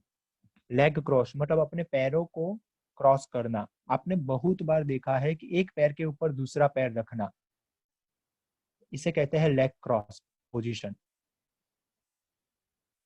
Leg cross के साथ साथ कई बार लेग लॉक भी होता है। ये क्या कहता है? लेग क्रॉस में का डिनोट क्या होता है? तो सबसे पहला लेग क्रॉस का मीनिंग ऐसा भी हो सकता है कि नर्वसनेस है। देखिए पॉइंट, नर्वसनेस हो सकता है। नेक्स्ट, सामने वाला रिजर्व है। रिजर्व है का मतलब, रिजर्व्ड है का मतलब है कि जैसे हमने अभी आर्म आर्म क्रॉस मतलब हाथों को क्रॉस करने की बात कही थी, वैसे ही लेग क्रॉस का मतलब है कि आप बोलोगे उसका उनके ऊपर कम असर होने वाला है। अगर कोई बंदा अपने एक पैर के ऊपर दूसरा पैर लगा के बैठा है तो आपको वो कम सुन रहा है, आप बोल रहे हो लेकिन उसका असर उसके ऊपर कम हो रहा है। तीसरा पॉइंट डिफेंसिव एटीट्यूड। जैसे अभी हमने आर्म क्रॉस में लिखा था वैसा ही लेग क्रॉस में भी डिफेंसिव एटीट्यूड। और सबसे ज्यादा अगर लेग क्रॉस कोई बंदा कंटिन्यूअसली करता है तो इसका मतलब ये है कि वो बंदे में जिद्दी क्वालिटी ज्यादा है। वो जिद्दी हो सकता है, पूरी तरीके से वो जिद्दी हो सकता है अगर वो लेग क्रॉस की ज्यादा आदत है, लेग लॉक की ज्यादा आदत है तो। ये है लेग के बारे में। ओके, अब मैं आपको फेशियल के बारे में ज्यादा बता रहा हूँ। मतलब ये जो हमारा फेशियल एक्सप्रेशन होता है, ये फेशियल एक्सप्रेशन में टचिंग फेस मतलब कोई इंसान आपके साथ बातें करते वक्त अपने फेस को ज्यादा टच करता है, मतलब अपने गालों को ऐसे करता है, अपने नाक को करता है, या अपने मतलब फेशियल को ज्यादा आपके ऊपर अटेंटिव करने की कोशिश कर रहा है। इसके क्या मतलब होते हैं? ओके, हेडिंग लिखिए टचिंग फेस मतलब कीप्स टचिंग फेस। कोई बंदा बातें करते वक्त अपने फेस को टच रेगुलरली कंटिन्यूअसली करता है तो इसके क्या मतलब हो सकते हैं? तो इसके मतलब लिखिए, आप इसके मीनिंग्स लिखिए। सबसे पहला लिखिए convey certain facets of identity. मतलब फेसेट्स का मतलब है पासे, मतलब अपनी आइडेंटिटी को वो आपके ऊपर दबाना या थोपना चाहता है। ये सबसे पहला मीनिंग हो सकता है। अपनी आइडेंटिटी को वो आपके ऊपर थोपना या बताना चाहता है ज्यादा अच्छी तरीके से। ये टचिंग फेज ये नॉन वर्बल वे है फीलिंग और इमोशन को एक्सप्रेस करने का। मतलब कि मेरी फीलिंग और मेरा इमोशन को एक्सप्रेस करने का शब्दों के अलावा कोई अगर रास्ता है तो वो है टचिंग फेस। फीलिंग और इमोशन को एक्सप्रेस करने का एक रास्ता है। दूसरा, ये भी हो सकता है सामने वाला ऑकवर्ड फील कर रहा है, अनकंफर्टेबल फील कर रहा हो। मतलब कई बार आपने देखा होता है कि कोई इंसान आपके साथ बातें करते वक्त अपने कानों को ऐसे टच करता है, अपने बालों को, या अपने अपने आंखों को ऐसे करता है। ये सब चीजें हैं कि वो बंदा इस वक्त अनकंफर्टेबल फील कर रहा है, ऑकवर्ड फील कर रहा है।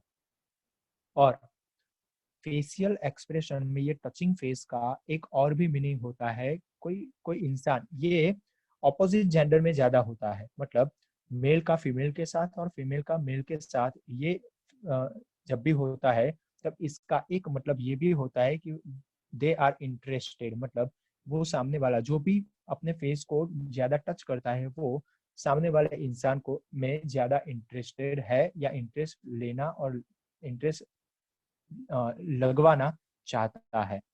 मतलब इसे आप फ्लर्टिंग भी कह सकते हो, इससे आप अट्रैक्शन भी कर सकते हो, कुछ भी कर सकते हो।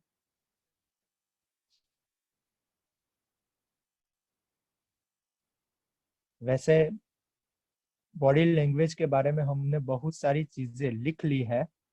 अगर किसी को भी कोई भी चीज के बारे में ज्यादा कोई वर्ड्स अगर आप न लिख पाए या कोई हेडिंग्स न लिख पाए हो, कोई भी कंफ्यूजन हो, तो लिख के रखना। अगर आप मैसेज भेजोगे तो हम अभी जवाब दे देंगे, और अगर कंफ्यूजन हो बाद में कुछ भी पूछ सकते हो। तो ये हमने जो बातें की, ये थी बॉडी लैंग्वेज, यानी कि हमारे जो नॉन वर्बल कम्युनिकेशन होता है, ये नॉन वर्बल कम्युनिकेशन के सबसे इम्पोर्टेंट पार्ट की जो 70%, मोर देन 70% भी हम कह सकते हैं, मोर देन 70% हमारा इसके ऊपर डिपेंड करता है। बॉडी लैंग्वेज में जेस्चर, पोस्चर और आई कांटेक्ट, ये तीनों चीजें 70% से भी ज्यादा बॉडी लैंग्वेज में इफेक्ट करता है।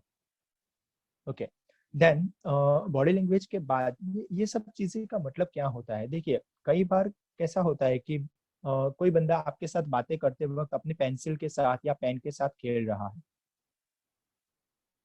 आप उनसे बातें कर रहे हो और वो अपनी पेंसिल के साथ या पेन के साथ खेल रहा है, तो इसका क्या मतलब होता है। देखिए, ये नेगेटिव इंप्रेशन है। मैं आपको आज ये सिखा रहा हूँ कि आप कभी भी किसी के साथ कम्युनिकेशन कर रहे हो, तब आप अपने बालों के साथ, मतलब फीमेल्स को ज्यादा आदतें होती है, कई बार ऐसा होता है कि वे अपने बालों के साथ खेल रहे हो या अपनी पेन या पेंसिल के साथ खेल रहे हो, किसी से बात कर रहे हो और अपने हाथ हाथ में जो भी चीजें होती है उसके साथ खेल रहे हो, ये नेगेटिव बॉडी लैंग्वेज के साइंस है। तो आप सिर्फ हिंट करके लिख दीजिए कि अपने हाथों में जो भी चीजें हैं इसके साथ कभी कम्युनिकेशन के दौरान खेलना नहीं है।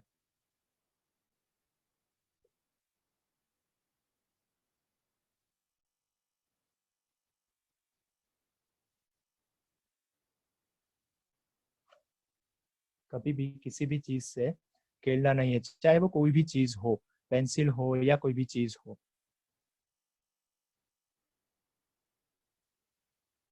ओके, तो सबसे पहले हमने कम्युनिकेशन के रिगार्डिंग जो देखा वो क्या था। तो कम्युनिकेशन के 4 टाइप हमने देखे। ये 4 टाइप्स ऑफ कम्युनिकेशन, ये वे है कम्युनिकेशन करने का, मतलब एक इंसान से दूसरे इंसान तक किसी भी बात को पहुंचाने के ये 4 रास्ते हैं। ये 4 रास्तों में से सबसे ज्यादा इफेक्टिव रास्ता कौन सा है, तो नॉन वर्बल है। नॉन वर्बल के बारे में हमने डीप में अभी देखा। ओके, तो ये 4 वेज ऑफ कम्युनिकेशन था। अब हम देख रहे हैं 2 डायमेंशंस ऑफ कम्युनिकेशन। तो नेक्स्ट आप हेडिंग लिखिए 2 डायमेंशंस ऑफ कम्युनिकेशन। ओके, शायद मुझे जब तक पता है तब तक आपके सिलेबस में कम्युनिकेशन के रिगार्डिंग कोई सब्जेक्ट होता है, और उस सब्जेक्ट में आपको ये जो हेडिंग्स आप लिख रहे हो, ये सब हेडिंग्स आपको सबसे ज्यादा यूजफुल होने वाले हैं। तो मैं आपको प्रायोरिटी से कह रहा हूँ कि आप ये हेडिंग्स को ध्यान में रखना, ठीक है। 2 dimensions of communication. Okay, dimension का मतलब क्या होता है। डायमेंशन का मतलब है मापना, मतलब ऐसे 2 चीजें जिसे हम किसी कम्युनिकेशन को माप सकते हैं। डायमेंशन का मतलब क्या है, किसी चीज को मापना, यानी कि किसी चीज को हम माप सकते हैं। ओके, डायमेंशन 2, सबसे पहला लिखिए असर्टिवनेस। अगर जिग्ना मैडम है तो आपको ये स्पेलिंग लिखना पड़ेगा, assertiveness, ASsertiveness,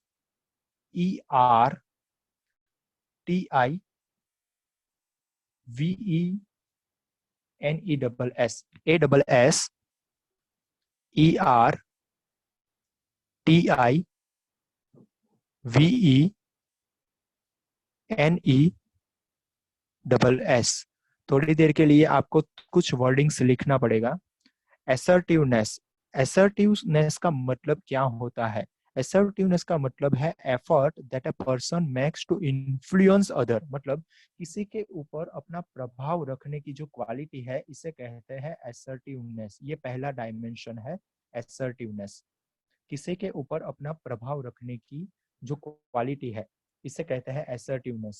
assertiveness किसी इंसान की हाई भी हो सकती है, लो भी हो सकती है। तो assertive के 2 टाइप है, हाई assertiveness और लो assertiveness।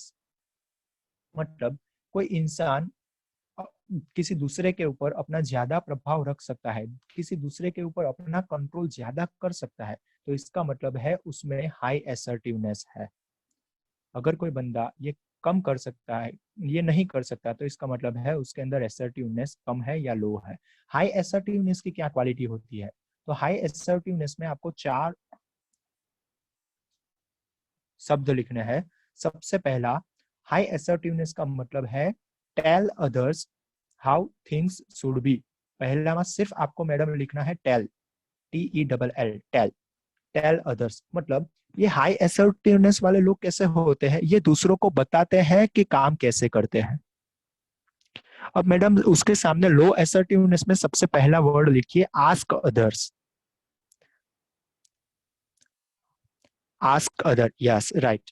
मतलब लो असर्टिवनेस वाले लोग दूसरों को पूछते हैं कि कैसे करते हैं, कैसे करना है, कैसे करना चाहिए, ये सब लो असर्टिवनेस वाले पूछते हैं और हाई असर्टिवनेस वाले बताते हैं। तो हाई असर्टिवनेस की पहली क्वालिटी थी tell others how things should be, और दूसरी क्वालिटी है हाई असर्टिवनेस की टास्क ओरिएंटेड। ऐसे इंसान टास्क ओरिएंटेड होते हैं, मतलब हाई असर्टिवनेस वाले को कोई भी काम दो ना, तो वो कैसे भी करके पूरा कर देते हैं, टास्क ओरिएंटेड होते हैं। तीसरी क्वालिटी होती है एक्टिव और कॉन्फिडेंट। मतलब तीसरी क्वालिटी है एक्टिव और चौथी है कॉन्फिडेंट। तो हाई असर्टिवनेस वाले लोग एक्टिव भी होते हैं और चौथी क्वालिटी उनकी होती है कॉन्फिडेंट, यानी कि उनके कॉन्फिडेंट लेवल हाई होता है। ओके, उसके सामने लो असर्टिवनेस वाले कैसे होते हैं? तो लो असर्टिवनेस वाले सबसे पहले तो हमने बताया कि ask others how things should be, और दूसरा लिखिए प्रोसेस ओरिएंटेड। दूसरा पॉइंट है लो असर्टिवनेस का प्रोसेस ओरिएंटेड। ओके, ये सबसे बड़ा डिफरेंस है हाई असर्टिवनेस का और लो असर्टिवनेस वाले लोगों का। ओके, इसका मतलब क्या है मैं आपको समझाता हूँ। टास्क ओरिएंटेड हाई असर्टिवनेस का मतलब था कि वो कैसे भी काम पूरा करते हैं अपना काम। ओके, लो असर्टिवनेस वाले प्रोसेस ओरिएंटेड होते हैं, इसका मतलब उनको आपको डिटेल में बताना पड़ेगा, समझाना पड़ेगा कि कैसे करना है।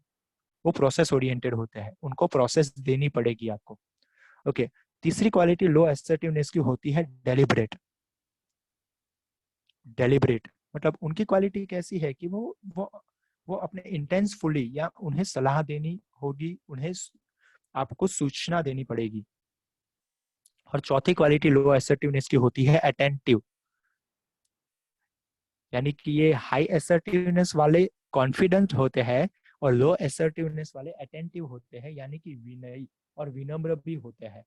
वो कभी भी सुनने और समझने के लिए तैयार होते हैं, लो असर्टिवनेस वाले लोग। ओके, ये सबसे पहला डायमेंशन है कम्युनिकेशन का, जिससे हमें पता चलता है कि सामने वाले इंसान कौन सा कम्युनिकेटर है। असर्टिवनेस हाई भी हो सकती है और लो भी हो सकती है। ओके, दूसरा डायमेंशन इसके साथ हमें लिखना है एक्सप्रेसिवनेस। सबसे पहला था असर्टिवनेस, दूसरा है एक्सप्रेसिवनेस, एक्सप्रेस करने की एबिलिटी, एक्सप्रेसिवनेस। ओके, जैसे असर्टिवनेस की हमने एक डेफिनेशन लिखी। असर्टिवनेस की डेफिनेशन हमने क्या लिखी थी कि effort that a person makes to influence other, या कंट्रोल, किसी के थॉट को, किसी के एक्शन को कंट्रोल कैसे कर सकते हैं, इसे हमने असर्टिवनेस कहा था। तो एक्सप्रेसिवनेस किसे कहते हैं? इमोशन को, किसी के इमोशन को कैसे कंट्रोल करते हैं, इसे एक्सप्रेसिवनेस कहते हैं। मतलब असर्टिवनेस से जुड़ा वर्ड था इन्फ्लुएंस और एक्सप्रेसिवनेस से जुड़ा वर्ड है इमोशंस। इमोशंस को कंट्रोल कर सकना, इसे कहते हैं एक्सप्रेसिवनेस। ओके, जैसे असर्टिवनेस में भी हाई असर्टिवनेस वाले लोग हैं और लो असर्टिवनेस वाले, ऐसे ही एक्सप्रेसिवनेस में भी हाई एक्सप्रेसिवनेस वाले लोग होते हैं और लो एक्सप्रेसिवनेस वाले लोग होते हैं।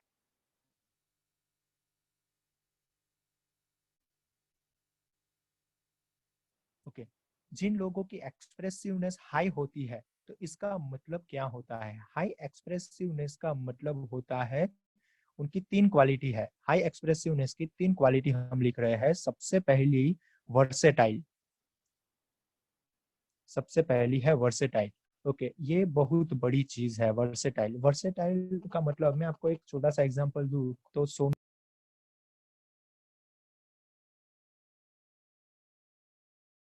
Sir, you are कि mute. कैसे जाना जाता है? Sir, repeat the word. या वर्सेटाइल। वर्सेटाइल का मतलब मैं आपको एक एग्जांपल दूं, सोनू निगम। सोनू निगम को वर्सेटाइल सिंगर की तरीके से जाना जाता है। वर्सेटाइल का मतलब है किसी भी परिस्थिति में, किसी भी जगह पे, कैसे भी इंसान के सामने कुछ एक्सप्रेस कर पाना, इसे कहते हैं वर्सेटाइल। दूसरी क्वालिटी है हाई एक्सप्रेसिवनेस की, सोशिएबल। मतलब ये जो जिस जिस इंसान की जिस जिस इंसान की एक्सप्रेसिवनेस हाई होती है वो ज्यादा सोशिएबल होते हैं। ज्यादा सोशिएबल का मतलब है वो जल्दी से किसी को मिलजुल सकते हैं, उनका नेटवर्क बड़ा कर सकते हैं। वो आप अगर किसी भी फंक्शन में जाओ तो 5 इंसान 6 इंसान उनके साथ बैठे हुए होते हैं, उनके साथ खड़े होते हैं, मतलब वो सेंटर में रहते हैं, सोशिएबल होते हैं, हाई एक्सप्रेसिवनेस वाले लोग। तीसरी क्वालिटी हाई एक्सप्रेसिवनेस की है डेमोन्स्ट्रेटिव। डेमोन्स्ट्रेटिव मतलब जिसमें एक्सप्रेसिवनेस क्वालिटी ज्यादा होती है वो ज्यादा डेमोन्स्ट्रेटिव होते हैं। मतलब किसी चीज को अगर समझाना हो, किसी चीज को अगर बताना हो, किसी चीज को अगर दिखाना हो, बताना हो या समझाना हो, तो वो ज्यादा अच्छी तरीके से कर सकते हैं। इसे कहते हैं एक्सप्रेसिवनेस हाई है। ये हाई एक्सप्रेसिवनेस की निशानियां हैं। ओके, अब देखते हैं हम लो एक्सप्रेसिवनेस का मतलब क्या होता है। लो एक्सप्रेसिवनेस, सबसे पहले तो हमने कहा कि इमोशन को एक्सप्रेस करने की एबिलिटी उनकी कम है, तो सबसे पहली उनकी जो क्वालिटी है वो है फोकस। मतलब लो एक्सप्रेसिवनेस वाले लोग फोकस्ड होते हैं। मतलब उनका फोकस उनके काम में रहता है, उनका फोकस उनकी क्वालिटी में रहता है, उनका फोकस उनके थॉट यानी कि उनके विचारों में रहता है। वो जो चाहते हैं, वो जो मानते हैं, उसी चीज के रिगार्डिंग उनका फोकस होता है, दूसरी किसी जगह पे नहीं होता है। इसे लो एक्सप्रेसिवनेस की क्वालिटी कहते हैं। दूसरी उनकी क्वालिटी है इंडिपेंडेंट। इंडिपेंडेंट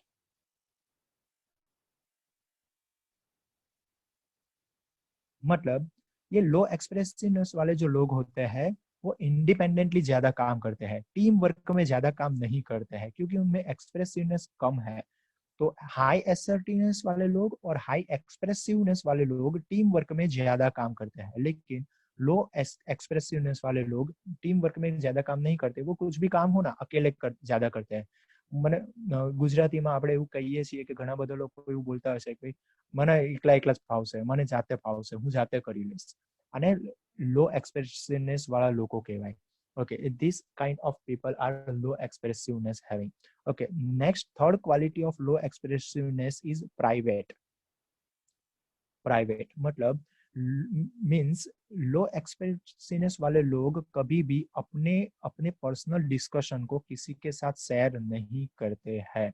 लो एक्सप्रेसिवनेस वाले लोगों को, एक्सप्रेसिवनेस लो है, वो अपनी बातों को, अपनी पर्सनल बातों को, इन सब चीजों को कभी भी वो दूसरों को नहीं बताते, और इसीलिए वो इंडिपेंडेंटली ज्यादा वर्क करना पसंद करते हैं। तो ये दोनों। Okay, done madam. Madam Jigna madam, thank you.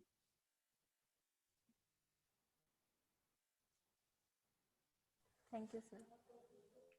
Okay, तो ये जो थे, ये दो डायमेंशन थे कम्युनिकेशन के।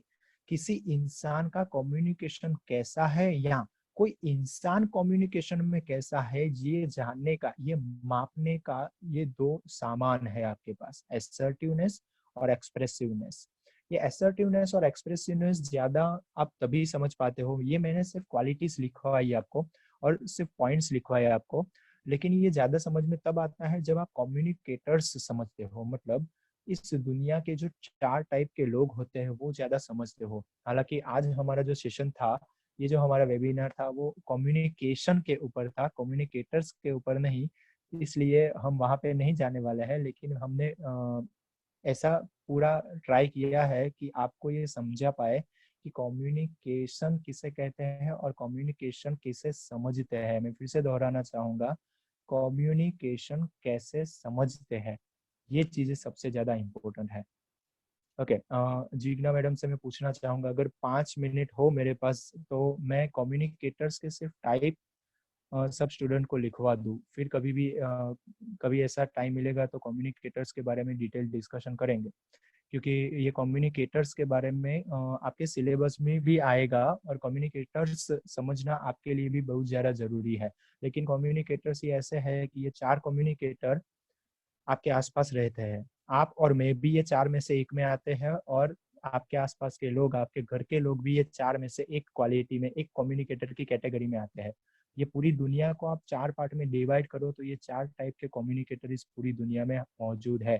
आपके माता पिता भी ये 4 में से एक में आते हैं, मेरे माता पिता भी ये 4 में से एक में आते हैं, आपके दोस्त भी ये 4 में से एक में आते हैं, और मेरे दोस्त भी ये 4 में से एक में आते हैं।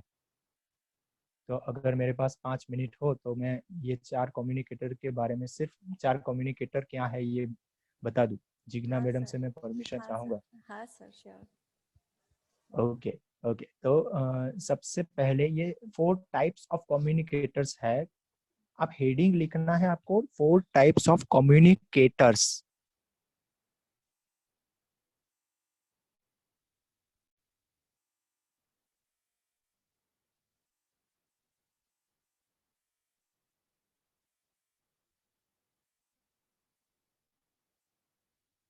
सबसे पहला जो कम्युनिकेटर का टाइप है ये है डायरेक्ट कम्युनिकेटर। फर्स्ट कम्युनिकेटर ये है डायरेक्ट कम्युनिकेटर।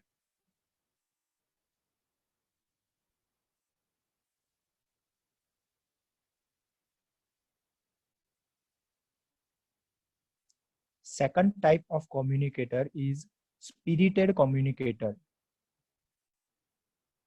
Spirited communicator.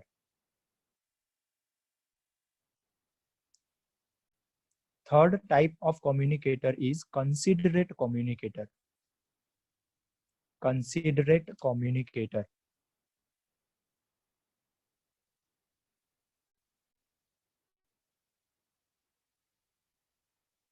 और fourth type of communicator is systematic communicator. Systematic communicator.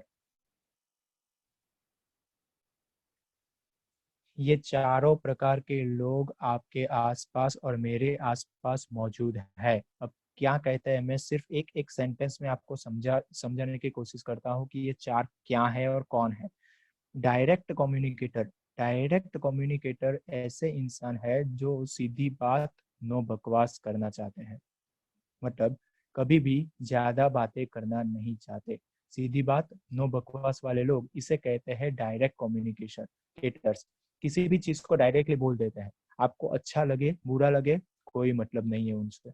आपको आपको कैसा महसूस होगा उनको कोई फर्क नहीं पड़ने वाला है। इसे कहते हैं डायरेक्ट कम्युनिकेटर। दूसरे जो प्रकार है कम्युनिकेटर के वो है स्पिरिटेड कम्युनिकेटर। ये स्पिरिटेड कम्युनिकेटर कैसे होते हैं? स्पिरिट, स्पिरिट का मतलब है ऊर्जा, एंथुजियाज्म।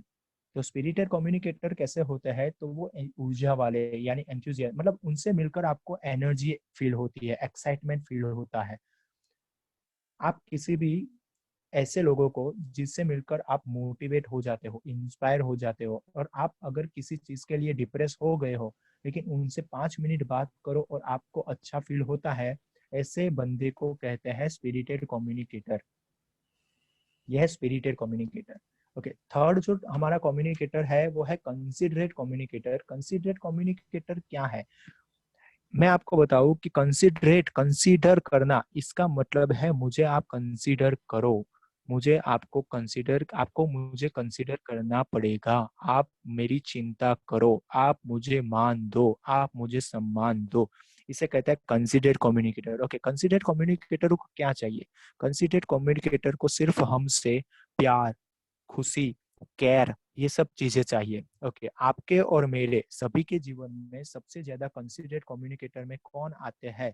तो हम सबके मदर, हम सबके माता, हम जिनके सबसे नजदीक के लोग होते हैं वो सब कंसिडरेट कम्युनिकेटर में आते हैं। मतलब जो मैरिड होते हैं उनके लिए कंसिडरेट कम्युनिकेटर मदर के साथ साथ वाइफ भी होते हैं, हस्बैंड भी होते हैं। ये कंसिडरेट कम्युनिकेटर ज्यादातर फीमेल्स, मतलब सबसे ज्यादा फीमेल कंसिडरेट कम्युनिकेटर में आते हैं। ओके, अब लास्ट वाला पार्ट जो है सिस्टमेटिक कम्युनिकेटर। ये सिस्टमेटिक कम्युनिकेटर आपसे, आपको नाम से ही पता चल जाता है, सिस्टम, सिस्टम से चलने वाले लोग, इसे कहते हैं सिस्टमेटिक कम्युनिकेटर्स। उनको एक ही चीज से मतलब है, सिस्टम से। यानी कि ये सिस्टमेटिक कम्युनिकेटर सभी चीजों में प्रिसाइज होते हैं, सभी चीजों में प्रिसाइज होते हैं। मतलब कोई भी चीज उन्हें सिस्टम से चाहिए, उन्हें ज्यादा इंफॉर्मेशन चाहिए, मतलब वो नॉलेज के ऊपर फोकस करने वाली क्वालिटी है। देखिए, सिस्टमेटिक कम्युनिकेटर्स एक ऐसा कम्युनिकेटर है जो सबसे ज्यादा नॉलेज लेने की चेष्टा करता है। सबसे ज्यादा नॉलेज के ऊपर फोकस करने वाला ये चारों में से कोई कम्युनिकेटर है तो वो है सिस्टमेटिक कम्युनिकेटर।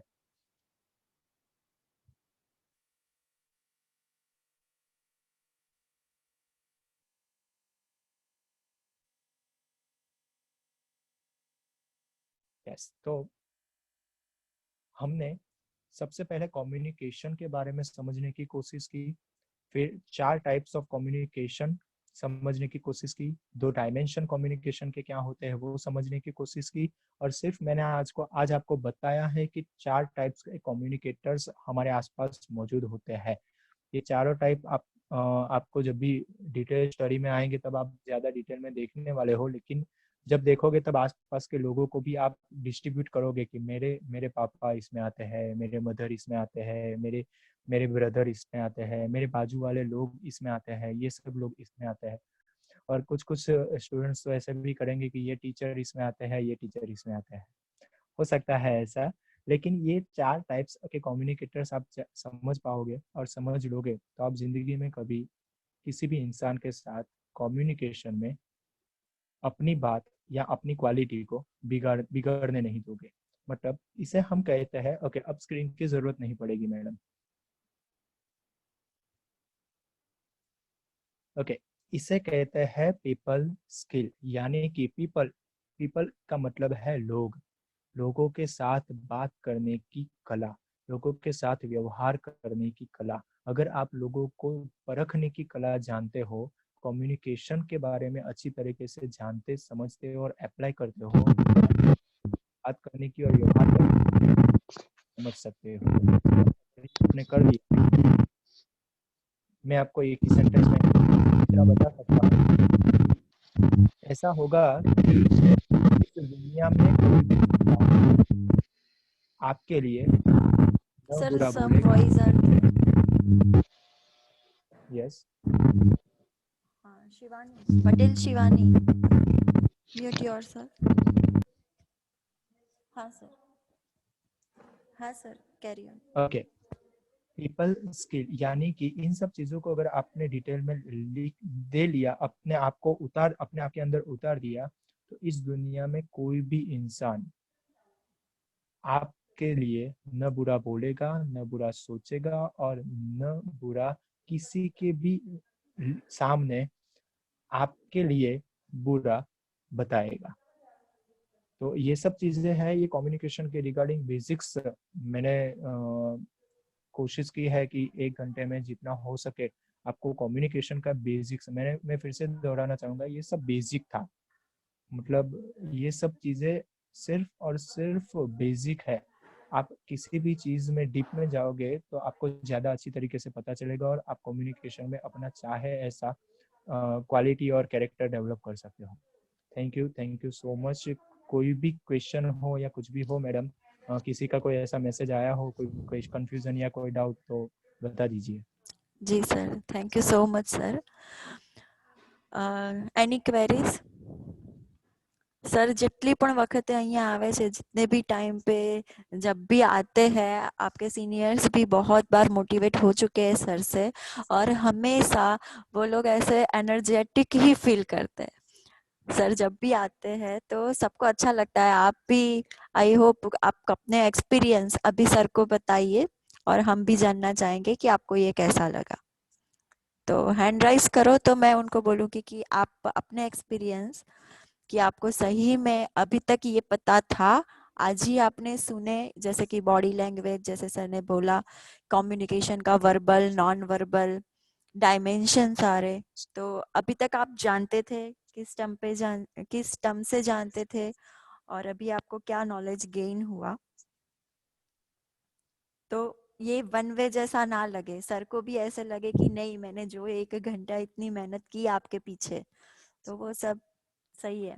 वैसे कोई हैंड रेज करे उससे पहले ये भी बता दूं कि मैंने इस वेबिनार की शुरुआत में ही एक चीज बोली थी कि जितने भी बैठे होंगे उसमें से 50%, 40%, 30%, 20% और 10%, आप कौन सी कैटेगरी में आते हो ये पता चल जाएगा। अभी भी पता चल सकता है, बाद में भी चल सकता है। और मैंने आपको बताया कि आप कैसे भी हमारे साथ कनेक्ट हो सकते हो। आपको इस रिगार्डिंग कोई भी सवाल हो, कोई भी कंफ्यूजन हो, कभी भी, मैंने SIPS से, ये मेरा नाता है SIPS से वैसे तो, कि SIPS से किसी भी स्टूडेंट का कभी भी कोई भी मैसेज आता है, व्हाट्सएप पे आता है या FB के पेज में मेरे आता है, मैंने आज तक रिप्लाई छोड़ा न हो, ऐसा कभी भी नहीं होने दिया है।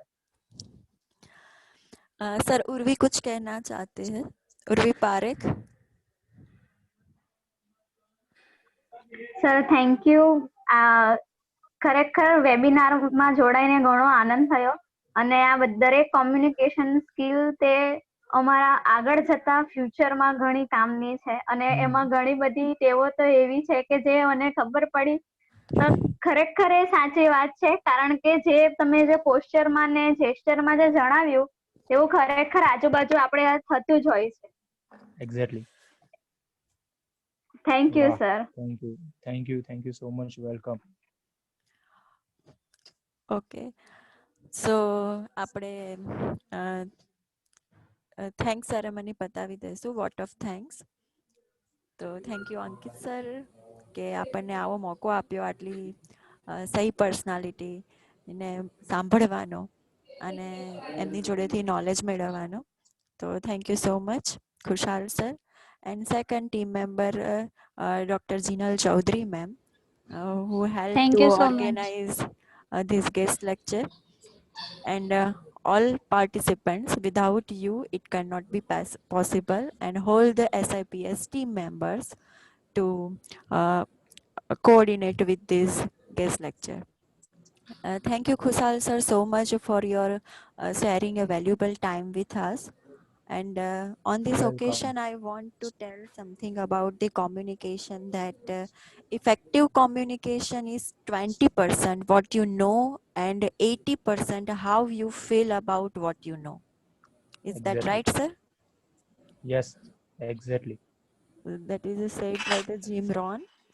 And sir કીધું એમ, eye contact is way more intimate than words can ever be. સરે જે બોડી લેંગ્વેજમાંથી આઈ કોન્ટેક્ટનું કીધું હતું, તો it is a eye contact. It is a more effective manner of the communication than the words. So thank you so much. We can close over here. Thank you so much, Thank you. Khushal sir. Thank you so much. Always welcome. Thank you so Thank much, you sir. so much, all of you. Thank you so much, sir. Thank you, sir. Thank you, ma'am. Thank you so much sir, you, sir. बहुत सारी Welcome. Knowledge मिली है sir. Thank you, thank you sir. So much.